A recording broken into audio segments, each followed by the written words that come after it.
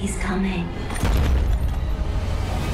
Après 2 siècles de sommeil, Joshua sort de sa tombe. On est en 1972, il y a des voitures, la télévision, il se découvre une descendance et lui est devenu un vampire. Malheureusement, Angélique, la sorcière qui l'avait ensorcelé, est elle aussi de retour. Elle va mener la vie dure à toute la famille de Joshua si, une fois de plus, il se refuse à elle. Avec Dark Shadow, Tim Burton renoue avec les films d'épouvante un peu décalés. Comme toujours, on retrouve ici son acteur fétiche, Johnny Depp. Révolution culturelle chinoise 1974. Dans son film 11 fleurs, Wang Xiaoshuai propose aux spectateurs de suivre ce moment capital d'un point de vue original, celui d'un enfant de 10 ans. D'abord dépassé par les événements, le jeune homme va être obligé, à marche forcée, d'intégrer le monde des adultes.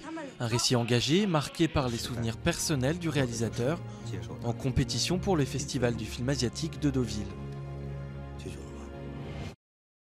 I have never known one person so utterly possessed by another as he was by her. Pour son dernier film, Madonna a fait le choix de l'histoire, mais sur fond de scandale. Dans Wallis et Edward, la chanteuse réalisatrice prend pour sujet un épisode noir de la couronne d'Angleterre, l'amour interdit de ceux qui deviendront ducs et duchesses de Windsor. Dans le film, la transgression se lie entre 2 époques, les années 30 où le couple se rencontre et les années 90 avec le regard d'une New-Yorkaise fascinée par leur passion. Kanjuro no Mi est un samouraï sans sabre depuis qu'il a refusé de combattre.